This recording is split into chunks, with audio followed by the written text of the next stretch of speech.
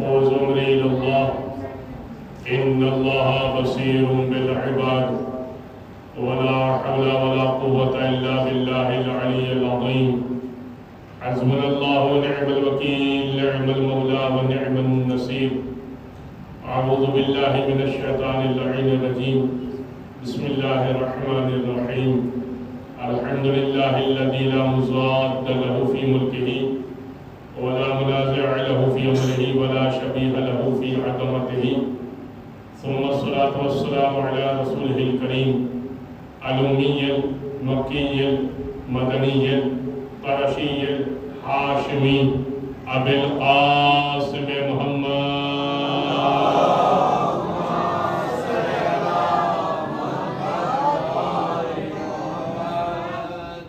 وعلى أهل بيته الطيبين الطاهرين واللعنة الدائمة على أعدائهم أجمعين من يوم ظلمهم وعداوتهم إلى قيام يوم الدين أما بعد فقد قال الله سبحانه وتعالى في محكم كتاب مبين بسم الله الرحمن الرحيم ويقول الذين كفروا لست مرسلا قل كفى بالله شهيدا بيني وبينكم ومن عنده علم الكتاب وقال تبارك في كتاب مبين أيضا خذ العفو وأمر بالعرف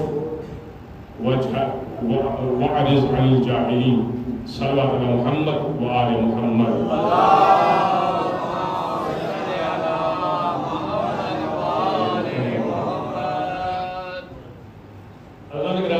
یہ مجلس اعزا اس بات کی غمنازی اور عکاسی کر رہی ہے کہ کون امام حسین کے غم میں غمگین ہے اور کون شرمندہ کھڑا ہے اور تماش بین ہے، کون حسین کے ساتھ ہے اور کون حسین کے ساتھ نہیں ہے۔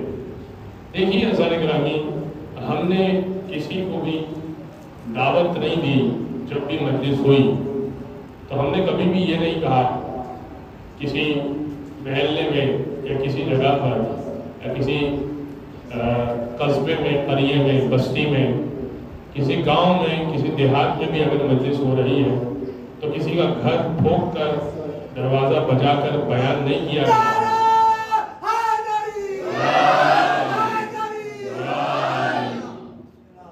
کہ آپ کو دعوت ہے مجلس حسین میں آ جائیے۔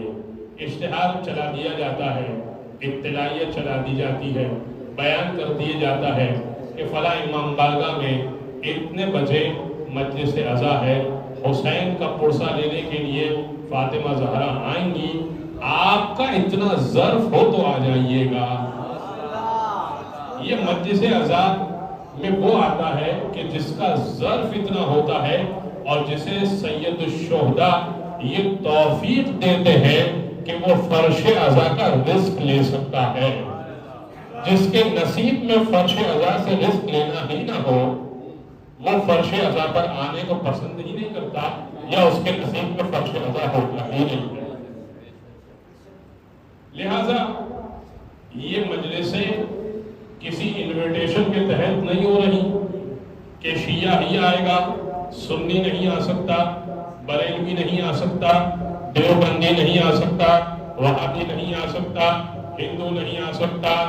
ہم نے تو امام بارگاہیں مسجدوں سے الگ ہی اس لیے کی ہے کہ آپ جس بھی کیٹیگری کے ہوں، جس بھی مسلک کے ہوں، جس بھی قبیلے سے ہوں، جس بھی مذہب کے ہوں، آپ آنے والے بنے، فرش بچھا ہوا ہے۔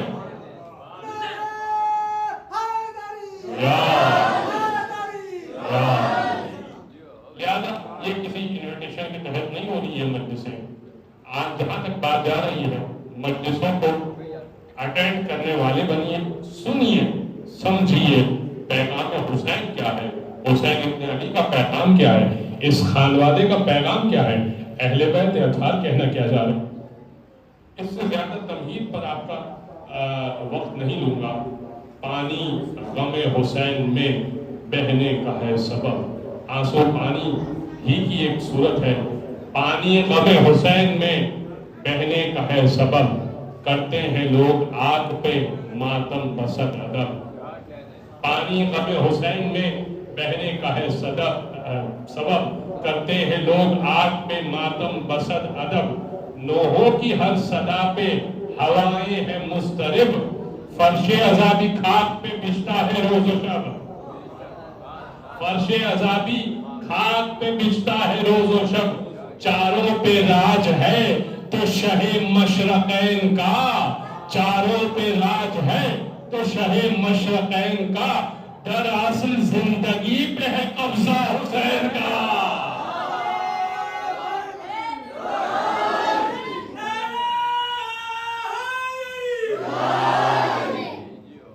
لہذا یہ حسین ابن علی کا قبضہ ہے. یہ پانی بھی غم حسین میں بہہ رہا ہے. نوحوں کی صدا پہ ہوائیں بھی مضطرب ہو جاتی ہیں. فرش عزا خاک پہ بچھ رہا ہے، آگ پہ ماتم بھی ہو رہا ہے. ہر چیز پہ حسین ابن علی کا قبضہ ہے. عزیزان گرامی، میں اپنے عنوان کی طرف ملتفت ہوتا ہوں، اپنے عنوان کی طرف رخ کرتا ہوں. میرا عنوان ہے علم و اخلاق اہل بیت.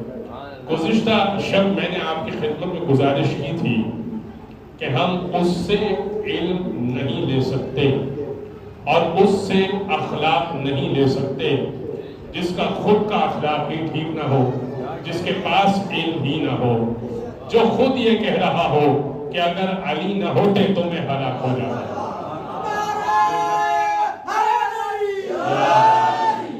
میں قربان جاؤں آپ کی سماعتوں کے کہ اگر علی نہ ہوتے تو میں ہلاک ہو جاتا. اگر کوئی یہ کہہ رہا ہے تو اس کا مطلب وہ ساتھ میں یہ بھی بتا رہا ہے کہ علم لینے مجھ سے نہیں آنا، علی کے در پر آنا.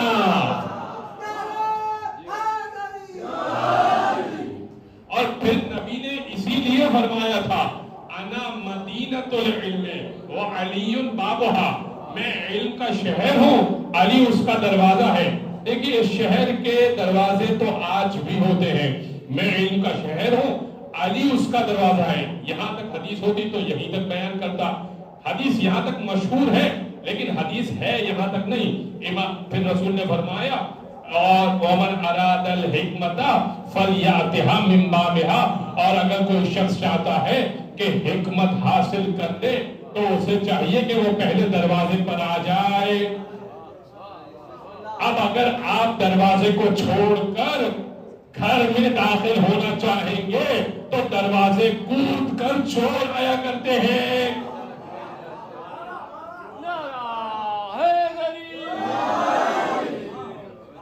یہ بات سمجھ میں آ رہی ہے؟ بھائی دروازہ پھاند کے کون آتا ہے؟ دروازہ پھاند کے تو چور آیا کرتا ہے.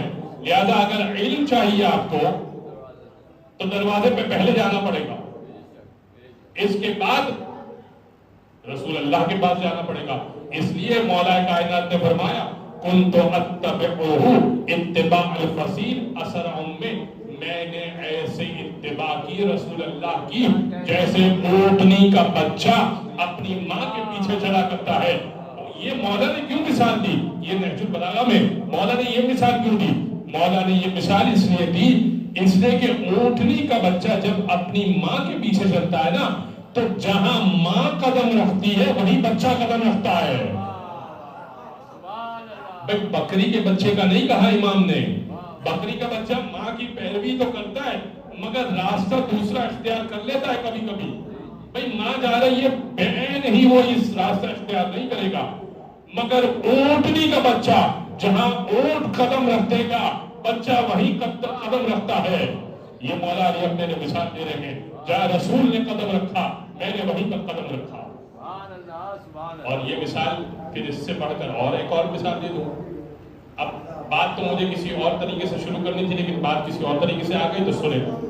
ہوا یہ کہ لوگوں نے سوال کیا چھٹے امام سے، کہا کہ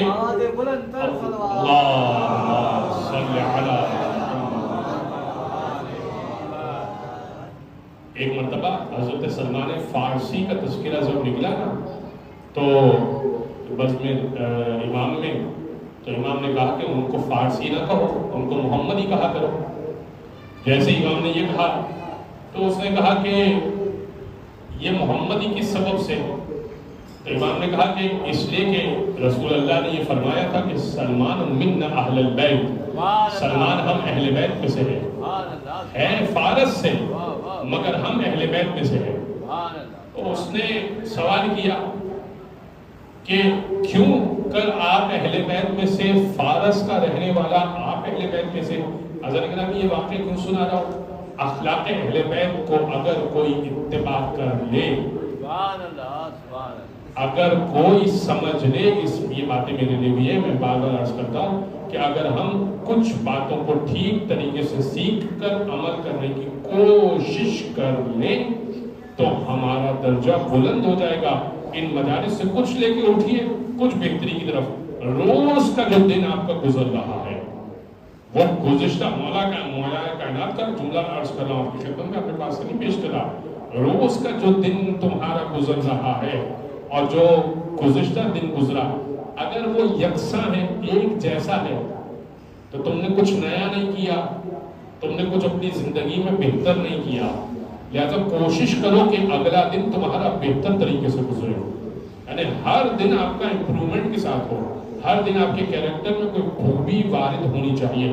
سنیے گا بات تو سنیے، اس نے کہا کہ مولا سلمان کو فارسی نہ کہیں، محمدی کہیں۔ یہ کیسے محمدی بنے؟ کیسے محمدی بنے؟ امام نے فرمایا جا سلمان ہواؤ علی، سلمان نے اپنی خواہشات کو علی کی خواہشات کے اندر دبا دیا تھا۔ کیا مطلب؟ یعنی اپنی کوئی خواہش رکھی نہیں تھی، مولا آپ جو کہہ دے، مولا آپ جیسا کہہ دے، جو آپ کہہ دے وہی ٹھیک ہے۔ آپ کہیں یہ سورج نہیں ہے چاند ہے تو آپ ٹھیک کہہ رہے ہیں۔ اب اس کا واقعہ سنیے گا۔ ہوتا یہ تھا مسجد کوفہ میں جب مولا کائنات کی ظاہری خلافت تھی، مولا کائنات کی ظاہری خلافت تھی، اب مسجد کوفہ، تو لوگ جب بھی مولا کے پاس آتے تھے تو دیکھتے تھے کہ سلمان فارسی موجود ہے۔ جب بھی آتے تھے مولا کائنات سے اکیلے میں بات کرنے، سلمان فارسی بیٹھے ہوئے مولا سے بات کر رہے ہیں، کوئی نہ کوئی راز کی بات ہو رہی ہے، کوئی نہ کوئی راز کی بات ہو رہی ہے، کچھ نہ کچھ مولا کائنات سلمان کو سکھا رہے ہیں۔ لوگوں نے ایک دن یہ سوچا کہ ایسا کرتے ہیں کہ رات کی تاریکی میں نکلتے ہیں، مسجد میں فجر سے پہلے چلے جاتے ہیں شب نماز کے وقت، پر شب نماز کے وقت تو سلمان فارسی نہیں جائیں گے نا۔ ذہن میں یہ تھا کہ سلمان فارسی شب نماز کے وقت تو نہیں جائیں گے، اس وقت علی کو حاصل کر لیں گے اور علی سے کچھ گفتگو کر لیں گے۔ اب وہ چراغ یا لالٹین یا جو بھی اس زمانے میں ہوا کرتا تھا وہ لے کر چلے۔ جب لے کر چلے، اپنے گھر سے نکلے مسجد کوفہ کی طرف، تو اب چراغ کی روشنی میں انہوں نے دیکھا کہ ہاں واقعی ایک ہی قدم کے نشان ہیں جو مسجد کی طرف جا رہے ہیں۔ تو یقین ہو گیا کہ بھئی مسجد کی طرف ایک ہی قدم، اس زمانے میں قدم کے نشان کو بھی بڑی پہچان ہوا کرتی تھی ان کو، کہا ایک ہی قدم کے نشان ہے، تو ان کو یقین ہو گیا کہ علی ہی موجود ہے مسجد میں، تو اب تو علی سے ملاقات ہو جائے گی، آج سلمان موجود نہیں ہے۔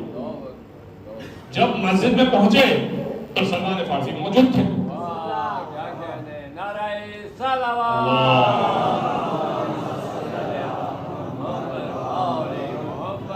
اچھا کام تو کچھ نہیں تھا، فضیلت حاصل کرنا تھی، تو انہوں نے کہا سلمان بھائی عجیب بات ہے، باہر سے دیکھتے ہوئے آ رہے ہیں تو باہر تو قدم کے نشان ایک ہے، اندر تم بیٹھے ہوئے ہو، اخرجت من الارض ام نزلت من السماء، زمین سے برآمد ہوئے کہ آسمان سے گرے ہو؟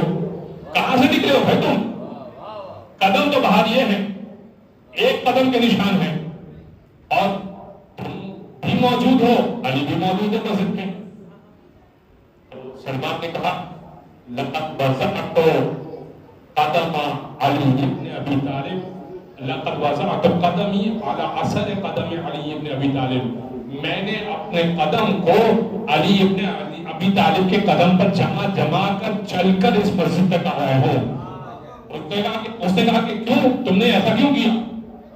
سوال ہے نا بھائی، علی کے قدم کے اوپر اپنے قدم جما کے مسجد تک آنے کی کیا ضرورت تھی؟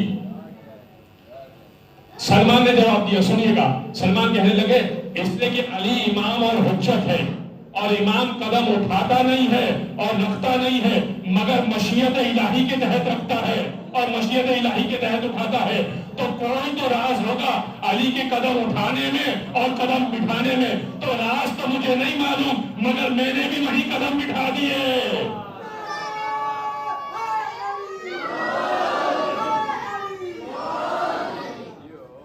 سمجھ میں آ رہا ہے؟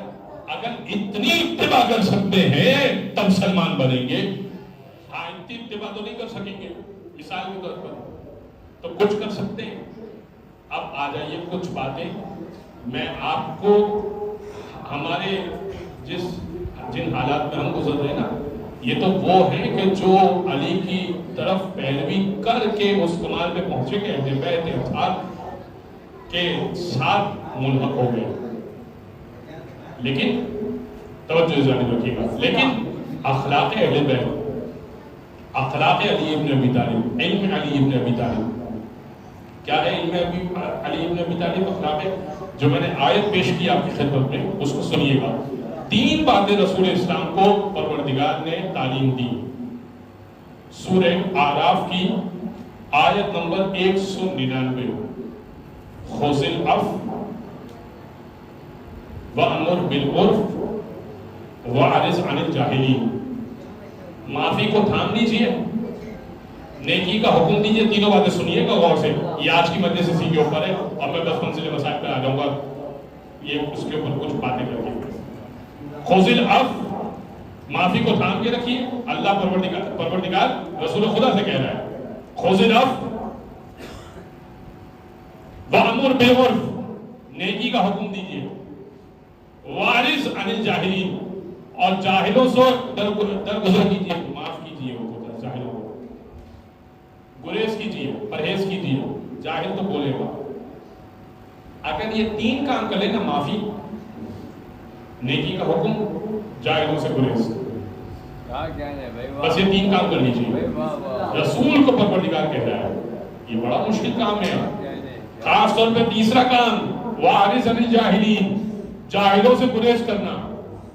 آپ کوئی نیکی کا کام کرنے کی کوشش کیجئے، مثال دیتا ہوں، آپ اپنے گھر میں مجلس پکوا کرنے کی کوشش کیجئے، ہر بندہ مشورہ دینے کے لیے تو پہلے پہنچ جائے گا، آپ اس سے کہیے کہ چلے آپ امپلیمنٹ کر کے دکھا دیجئے، یہ ایسے نہیں ایسے ہونا چاہیے، آپ کر کے دکھا دیجئے، نہیں یہ ہو نہیں سکتا ویسے تو بھائی آپ نے مشورہ کیوں دیا تھا، یہ ایسے ہو جاتا، اگر یہ ویسے ہو جاتا، اچھا غصہ بڑھ جائے گا، تو پھر پہلی بات خذ العفو، معافی کو تھام کے رکھیے، معاف کر دیجیے، جاہلوں سے گریز کیجیے۔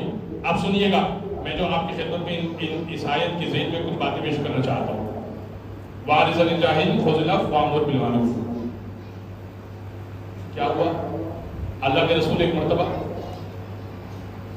جب چلے ہیں اور لوگ ان کو بدتمیزی سے لوگ ان کے ساتھ پیش آیا کرتے تھے، ان کے ساتھ ان کے اوپر تانا کسا کرتے تھے، ان کے اوپر کچرا پھینکا کرتے تھے، حتیٰ کچرا نہیں، کچرے کی تو بات چلے، کچرا تو ایسا ہوتا ہے نا کہ انسان صاف کر لیتا ہے اپنا، ان کا بعض دفعہ انسان کا لباس صاف ہو جاتا ہے۔ روایت میں یہ لکھا ہوا کہ رسول اللہ جب سجدے میں جاتے تھے تو لوگ جانور کی غلاظت رسول کی پیٹھ پر ڈالا کرتے تھے، لیکن رسول انک لعلی خلق عظیم، جب ان تینوں باتوں پر رسول اللہ نے عمل کر دیا تو اللہ نے عظیم اخلاق پر فائز کیا، لعلی خلق عظیم، عظیم اخلاق پر آپ فائز ہیں۔ مولا کائنات ایک مرتبہ چلے، مسجد کوفہ کا واقعہ ہے، مسجد کوفہ سے باہر موجود ہے، ایک خاتون بیٹھی ہوئی رو رہی تھی۔ جب خاتون بیٹھی ہوئی رو رہی تھی، میری دستہ گزارش ہے اس مائک کو اگر ٹھیک کر سکے، بہت پریشان کرتا ہے یہ مائک، تو اس کو اگر بعد میں آج کی مجلس کے بعد انشاءاللہ اس کو ذرا ٹھیک کر لیجیے گا، کبھی آواز بڑھتی ہے کبھی کم ہوتی ہے تو پریشانی ہوتی ہے۔ آج کی مجلس کے بعد ابھی سنیے، توجہ جانب رکھیے، توجہ جانب۔ تو میں تو آپ کی خدمت میں کر رہا ہوں، ابھی چھوڑ دیجیے، اچھا آج آپ کی خدمت میں کر رہا ہوں کہ مولا کائنات مسجد کوفہ میں مولا کائنات باہر نکلے مسجد سے، ایک عورت بیٹھی بھی رو رہی ہے، بیٹھی بھی رو رہی ہے. اس سے پوچھا کیوں رو رہی ہے؟ کہا کہ یا علی میں ایک شخص کی خادمہ ہوں، اس نے مجھے کھجور لینے کے لیے بھیجا تھا. جیسے ہی میں کھجور لے کر آئی، میرے مالک نے مجھے کہا کہ مجھے کھجور پسند نہیں آ رہے، دکاندار کو واپس کر دے. اب دکاندار کے پاس آئی ہوں مسجد کوفہ کے باہر ہی. علی کی چوتھی خلافت، ظاہری طور پہ چوتھی خلافت مولا کی چل رہی ہے. علی دلوں کا امام ہے، خلافت کا محتاج نہیں ہے. یہ میں نے پہلے بھی آپ کی خدمت میں عرض کیا تھا، ہم وہ اس امام کے قائل نہیں ہیں جو تخت و تاج کے محتاج ہوں. تخت و تاج معیار ہو تو پھر فرعون صحیح ہے اور موسیٰ نعوذ باللہ غلط ہے. ہر تخت پہ بیٹھا ہوا ٹھیک نہیں ہوا کرتا. فرعون کی مثال بھی ہے، نمرود کی مثال بھی ہے. دو مثالیں کافی ہیں نا، اس سے بڑھ کر میں مثال نہیں دوں گا. تو ہر نبی کو پروردگار نے بادشاہت نہیں دی، ہر امام کو پروردگار نے خلافت نہیں دی. لیکن ایک وقت آئے گا وَنُرِيدُ أَن نَّمُنَّ عَلَى الَّذِينَ اسْتُضْعِفُوا فِي الْأَرْضِ وَنَجْعَلَهُمْ أَئِمَّةً وَنَجْعَلَهُمُ الْوَارِثِينَ. پروردگار سورہ قصص میں کہہ رہا ہے اور ہم نے یہ ارادہ کیا ہے وَنُرِيدُ أَن نَّمُنَّ عَلَى الَّذِينَ اسْتُضْعِفُوا فِي الْأَرْضِ، کہ جو زمین پر ضعیف بنا دیے گئے، کمزور بنا دیے گئے، ہم انہیں زمین کا وارث بنائیں گے. ایک وقت آئے گا، یہ ایک الگ موضوع ہے لیکن سنیے گا. تو اب مولا کی ظاہری طور پہ خلافت چل رہی ہے چوتھی. اسے کہا یا علی عجیب معاملہ ہے، دکاندار کے پاس جاتی ہوں تو واپس ہی لیتا، مالک کہتا ہے کھجور پسند نہیں آ رہی، میں کیا کروں؟ میں تو خادمہ ہوں، میں تو پس نہیں ہوں. وہ کہتا ہے واپس کر کے ہی آ، اور ہر صورت کر کے آ. لہٰذا یہاں بیٹھی بھی رو رہی ہوں، اس لیے کہ دکاندار جو ہے وہ میری بات نہیں سن رہا. مولا کائنات نے کہا چل تو آ میرے ساتھ، چل تو آ میرے ساتھ، میں بات کرتا ہوں اس دکاندار سے. اب مولا کائنات ساتھ چلے. یہ مسائل نہ ہونا تو مجلس کا لطف نہ آئے، یہ یاد رکھیے میری بات. ایک مرتبہ چلے امام عالی مقام. اچھا اب دکاندار جانتا نہیں ہے کہ یہ علی ابن ابی طالب ہے. وہ سمجھا یہ ایک عام آدمی ہے اور وہ پہچان لیا اس عورت کو کہ کھجور تبدیل کرانے لے کر آئی تھی. اس نے کہا اچھا تو اب گھر کے مرد کو لے کر آ گئی. اس نے علی کے گریبان سے پکڑا، قریب کیا اور ایک گھوسا مارا. جیسے ہی ایک گھوسا مارا، اب علی کیا نہیں کر سکتے؟ بھائی علی کیا نہیں کر سکتے؟ فقط ایک جنبش ابرو کی دیر ہے تو اس کو تو تہس ہو جائے گا. وہ غنیمت جانیے 2 انگلیوں پہ باب خیبر ہے. باب خیبر علی نے 2 انگلیوں سے اکھاڑا تھا، جو 40 مرد ہلایا کرتے تھے اور کھولا کرتے تھے. مولا نے 2 انگلیوں سے باب خیبر، مولا سے پوچھا 2 انگلیوں سے کیسے اکھاڑ دیا؟ امام نے فرمایا تھا اس وقت طاقت خداوندی میرے ہاتھ میں موجود تھی. غنیمت جانیے 2 انگلیوں پہ باب خیبر ہے، جو 5 انگلیاں اٹھتی تو عرش و فرش اٹھ جاتے ہیں.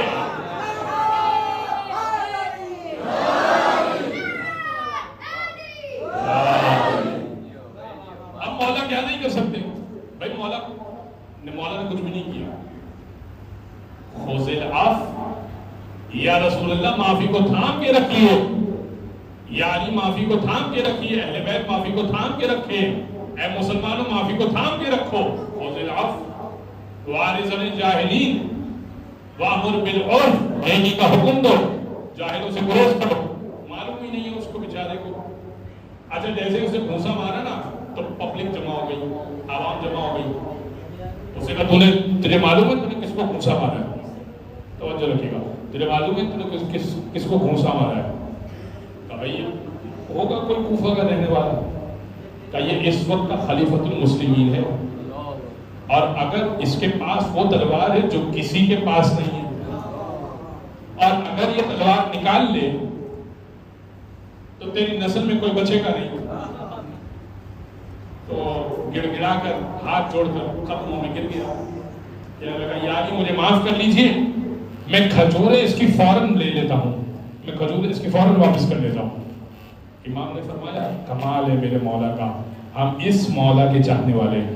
امام نے فرمایا نہیں، اس وجہ سے نہیں کہ تم میرے روب میں آ کر کھجور لے رہا، اس وجہ سے لے کہ یہ عورت حق پر ہے۔ بہت بڑا ڈفرنس ہے۔ آپ کسی جگہ پر جا کر روب سے کوئی کام کروائیں اور آپ کسی مقام پر حق پر ہوں اور وہ کام کروائیں، بڑا ڈفرنس ہے اس کے اندر۔ امام نے فرمایا میں اس لیے نہیں کہ میں روب کے لیے سپورٹ کے لیے، جسے کہتے ہیں کہ ایک پرچی لگانے کے لیے آیا ہوں، نہیں، اس کے لیے نہیں آیا میں تو اس کے لیے آیا ہوں کہ اس خاتون یہ جو مظلوم ہے اس کا ساتھ دینے کے لیے آیا ہوں۔ تو اس نے کہا کہ بالکل یا علی، یہ ٹھیک ہے، یہ بیچاری کہاں جائے گی؟ یہ ہے اخلاق اہل بیت۔ اس سے بڑھ کر ایک اور بات بتاؤں، ایک آخری بات منزل مسائل پر آؤں گا، سنیے گا۔ مولا عامر بن عبد ود کو مار رہے ہیں، جنگ خندق کا واقعہ ہے۔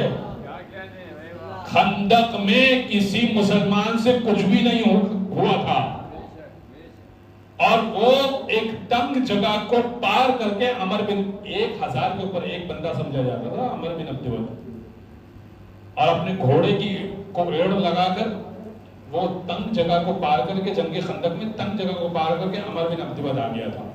جیسے ہی عمر بن عبد ود آیا تھا نا، تو اس سے کہا تھا ہاں بھائی مسلمانوں، تم میں تو یہ رواج ہے اگر کوئی شخص مر جائے تو شہید ہے اور مار دے تو غازی ہے، تو کون ہے جو جنت میں جانا چاہے گا میرے ہاتھوں؟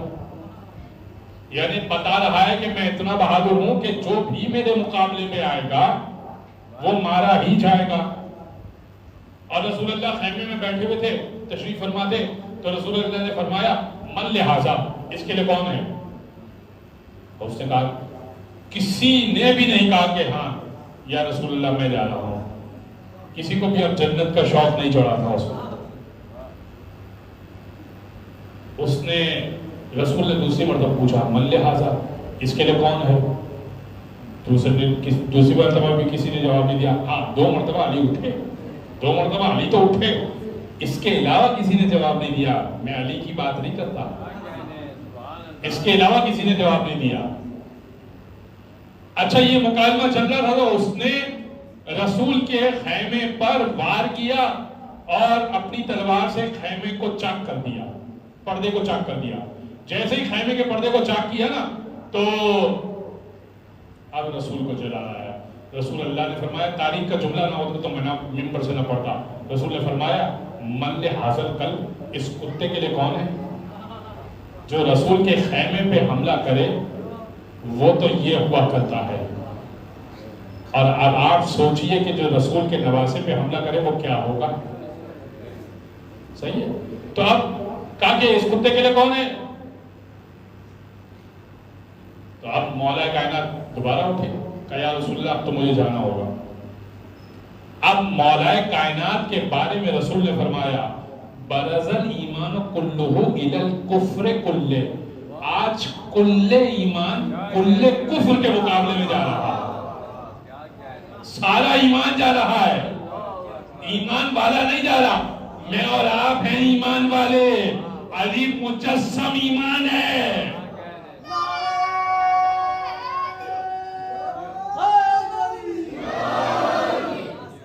اچھا تو وہ اترا، جیسے اس نے علی کو دیکھا نا تو مولا کائنات نے کہا بھائی تو گھوڑے پر سوار ہے، جنگ کا اصول ہے یا تو دونوں سوار ہوں یا دونوں پیادہ ہوں۔ تو گھوڑے سے اترا کیونکہ میں پیدل ہوں، تو گھوڑے پر سواروں کا جنگ نہیں ہو سکتی۔ تو وہ گھوڑے سے اترا اور اپنی بہادری کو دکھانے کے لیے اسے گھوڑے کے چاروں پاؤں کو کاٹ ڈالا اور یہ جتانے کے لیے کہ مجھ سے بڑا جری و بہادر کوئی نہیں ہے۔ مولا کائنات نے اخلاق یہی ہے، یہی اخلاق ہے کہ کافر کو ایسے ہی جواب دیا گیا۔ امام نے پہلے بار میں اس پر کہاں حملہ کیا؟ سب سے پہلے اس پر پیر پہ حملہ کیا اور اس کے دونوں پیر کاٹ ڈالے۔ تو نے اس بے زبان کے پیر کیوں کاٹے؟ تو گھوڑے سے اتر آتا اور اس کو چھوڑ دیتا۔ اس بے زبان نے تیرا کیا بگاڑا تھا جو تو اس پر حملہ کر رہا تھا؟ اب میں تجھ پر تیرے سر پہ وار نہیں کروں گا، سب سے پہلے تیرے پیر پہ وار کروں گا۔ جب پیر کاٹ ڈالے نا تو وہ زمین پہ گر گیا بے بس ہو کر۔ اب کیا کرے؟ اب کیا کر سکتا ہے؟ اب تو سارا کا سارا امام کے ہاتھ میں، امام جب چاہے اس کے اوپر وار کرے اور ختم ہو جائے گا. اب امام اس کے سینے پر چڑھے اور اس کا سر تن سے جدا کرنا ہے. جنگ اسلام کی ہو رہی ہے. توجہ، میرا عنوان ہے اخلاق اہل بیت، اسی عنوان سے پڑھ رہا ہوں میں. جنگ ہو رہی ہے اسلام کی. علی ہے کل ایمان کا مظہر، کل ایمان. اور اب عمر بن عبد الود کے سینے پر علی موجود ہے، اور اس نے جیسے ہی رخ انور علی کو دیکھا تو بدتمیزی سے مولا کائنات کی طرف تھوکا. اب کسی شخص کے ساتھ بھی یہ بدتمیزی کی جائے تو ایک لمحے کے لیے اس کو غصہ آئے گا، فطری بات ہے، غصہ آئے گا. امام سینے سے اتر آئے، کچھ دیر ٹہلنے لگے. جب غصہ ختم ہوا اب دوبارہ اس کے سینے پہ چڑھے، ایک بار میں اس کا سر قلب کیا اور نیزے کو بلند کر دیا. اب پھر رسول اللہ نے فرمایا ضربت علی یوم الخندق افضل من عبادت الثقلین. علی کی ایک ضربت خندق کے دن ثقلین، دونوں جہانوں کے سارے لوگوں کی ساری عبادت سے علی کی ایک ضربت افضل ہے. کیوں افضل ہے بھائی؟ کیوں افضل ہے؟ مولا کائنات سے اخلاق اہل بیت سمجھیے. بس آخری بات کر کے منزل مسائل پر آ جاؤں گا. لوگوں نے سوال کیا یا علی جب اسے تھوکا تو آپ وار کر دیتے. امام نے کہا یہی تو سمجھانا تھا. اگر اس غصے کے عالم میں وار کرتا تو جنگ ہو رہی تھی اسلام کی، اور میں ریپریزنٹیٹیو تھا اسلام کا، اور میں کل ایمان تھا. اگر کل ایمان بھی یہ حرکت کر دے تو پھر غلط ہے. لہذا امام اترے، اپنے غصے کو جھٹکا، اور اب جب وار کیا کہ میں وار اپنے ذاتی مفاد میں نہیں کرتا، اسلام کی خاطر کرتا ہوں.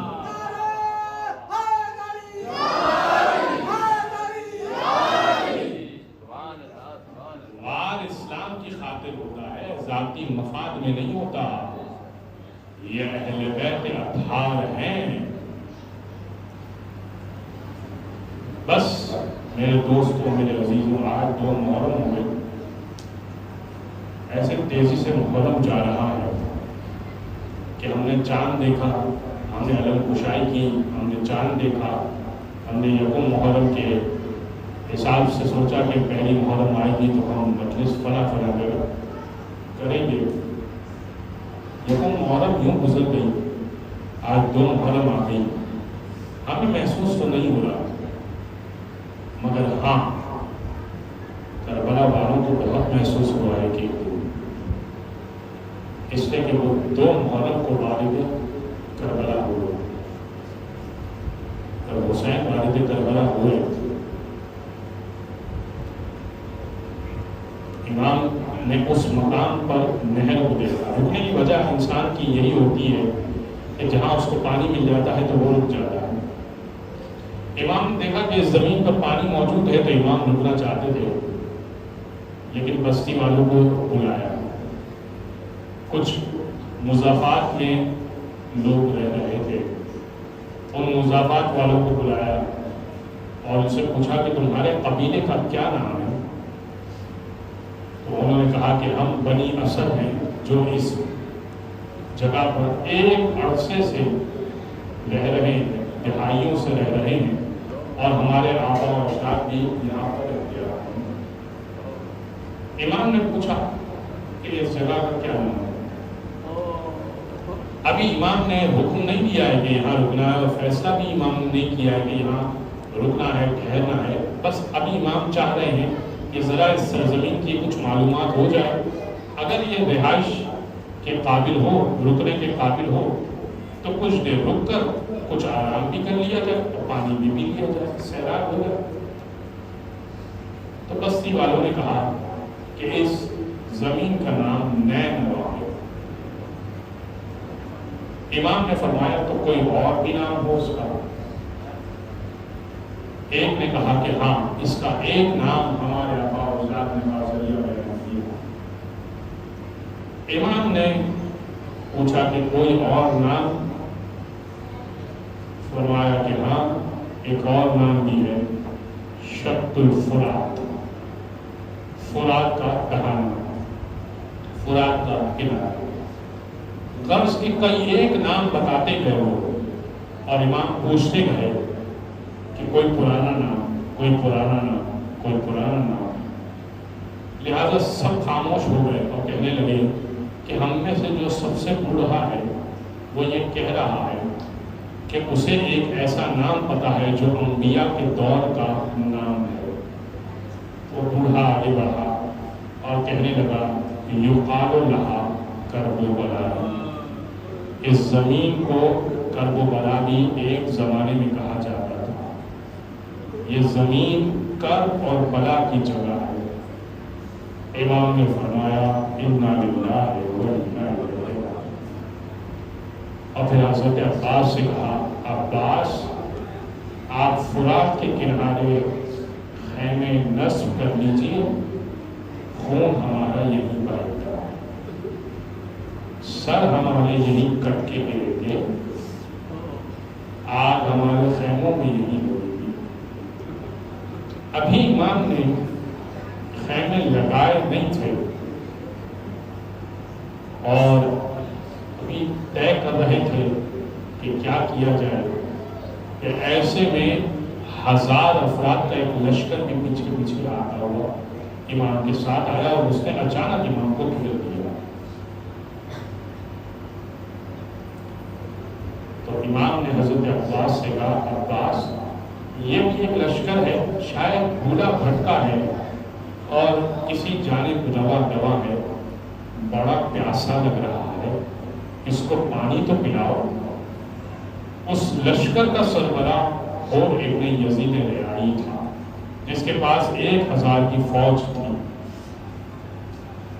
لشکر کو پانی پلایا، پانی پلانے کے بعد ان کے گھوڑوں کو پانی پلایا، ان کے اونٹوں کو پانی پلایا، یہاں تک کہ ایک صحابی طحان محاربی وہ کہتا ہے خود یزیدی لشکر میں شامل تھا، بعد کربلا اس نے مختار ثقفی کے سامنے یہ بات کہی کہ اس دن جب ہم نے حسین کو گھیرا تھا میں اتنا کمزور اور اتنا نحیف تھا کہ میرے ہاتھ پیاس کی وجہ سے کانپ رہے تھے، میرے ہاتھ لرز رہے تھے، اور ایسے میں حسین میرے پاس خود چل کر آئے تھے اور مشکیزیں کہانا کھولا تھا اور اپنا ہاتھ آگے کر کے مجھے پانی پلایا تھا، مجھے وہ وقت نہیں بھولتا۔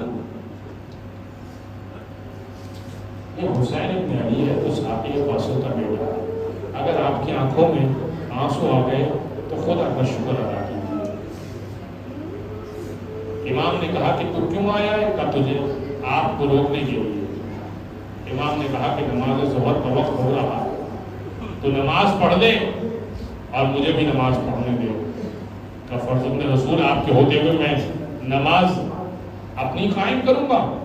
ہور نے امام حسین کے پیچھے نماز پڑھا۔ بس ہور کا یہ نماز پڑھنا تاریخ دانوں نے لکھا، اور اب جب امام حسین نماز پڑھ کے جانے لگے تو امام کو اس نے روک دیا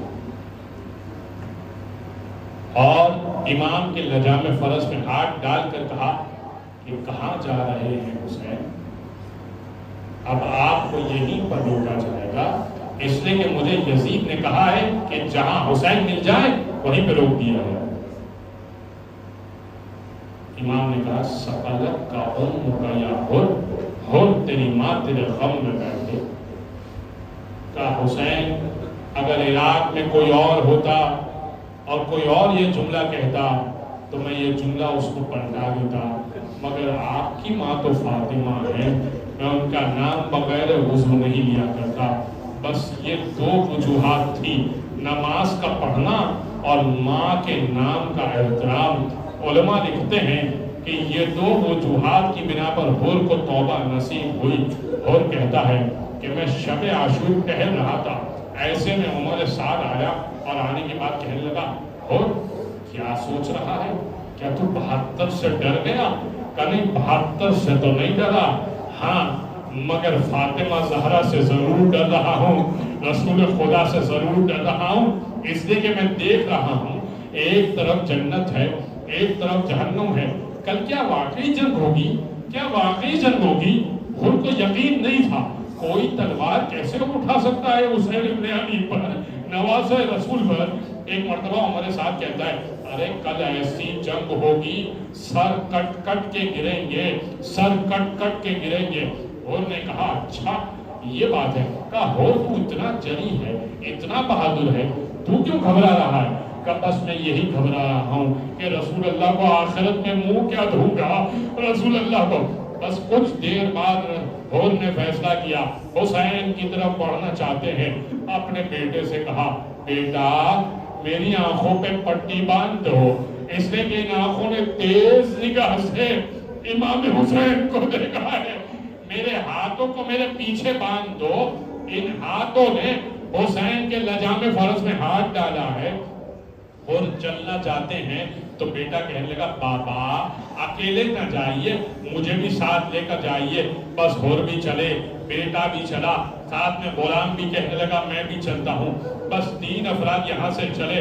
उधर इमाम हुसैन ने कहा, अब्बास हमारे मेहमान आ रहे हैं। उधर हुसैन ने होर का इस्तकबाल करने की तैयारी शुरू की। होर आने के बाद जब महसूस किया ना हुसैन ने तकबीर बुलंद की, होर की आंखों पे पट्टी है। होर ने सवाल किया, कहने लगे हल्ली मिन तौबा, मौला क्या मेरे लिए कोई तौबा मौजूद है? मैं आपके बच्चों के अलतश का प्यास, हाय प्यास का की वजह मैं हूँ, मौला कोई तौबा है? कहा हाँ। और मैंने माफ किया, मेरी माँ ने माफ किया। एक जुमला इमाम हुसैन ने कहा, इमाम ने कहा होर जब मेहमान आता है ना तो पानी पिलाया जाता है, मगर अब मेरे पास पानी नहीं है। और कहने लगे मौला मुझे माफ कीजिए, मैं ही तो सबब बना, मौला मुझे आका ज़ादियों से मिलवाइए, मौला आका ज़ादियों से मिलवाइए, मुझे उनसे भी तो माफी चाहिए। बस आखिरी जुमले 2-3 जुमले सुन लो। बस एक मरतबा आका ज़ादियों के खैमे की तरफ बढ़े और कहने लगे बुलंद आवाज से, ए रसूल अल्लाह की नवासियों मुझे माफ कर देना, ए शाहजादियों मुझे माफ कर देना, ए अली की बेटियों मुझे माफ कर देना। बस जैसे ही जोहर ने कहा ना, जनाब ज़ैनब ने कहा, और मैं कयामत के दिन अपनी माँ से कहूंगी, अम्मा और को हमने माफ कर दिया था। और ने जमीन से खाक उठाई, अपने सर पर डाली, खुदा तेरा शुक्र है मुझे माफी मिल गई। और अब हुसैन से कहने लगे, हुसैन आपकी गुर्बत का आलम देख रहा हूँ, कल जब मैं जाऊंगा ना सबसे पहले मैं जाऊंगा मख्तल में, सबसे पहले मख्तल में। अपने बच्चे को तैयार किया, बच्चे से कहने लगे बेटा ये ना हो तेरा दीन पलट जाए, बस तू चला जा, पहले तू जा इसके बाद मैं जाऊंगा। जैसे ही बच्चा गया ना, बच्चा जाने के बाद जमीन पर गिरा, बाप को आखिरी जुमले सुनिएगा, ज़हमत तमाम हुई, बाप को सदा दी, बाप को कहने लगा बाबा मेरी मदद को आइएगा। खुद ने घोड़े को एड़ लगाई, फौरन पहुंचे मैदान करबला में। पहुंचना चाहते हैं, अभी सरहाने पहुंचे, बेटा जा चुका इस दुनिया से, बेटा शहीद हो गया। देखा हुसैन अपने भूल के बच्चे का सर लेकर गोद में बैठे हुए हैं। एक मर्तबा होर ने कहा, आका क्यों ज़हमत कर रहे हैं, मेरा बच्चा मुझे दे दीजिए ना, कभी हुर आप जाइएगा खेमे में। इमाम हुसैन ने दोनों हाथ डाले, जवान बच्चा उठाया और पीछे पीछे चले, और भी साथ साथ आ रहा है। और कहने लगा आका ये क्यों कर रहे हैं? कहा तुझे मालूम नहीं है, जब बूढ़ा होता है ना और जवान जमीन पे गिरता है ना तो बूढ़े की कमर टूट जाती है। बस जोहर में अली अकबर गिरे, कोई कहने वाला नहीं था, हुसैन कमर टूट गई होगी, आपके बच्चे का लाश। अलल कौम ज़ालिमीन।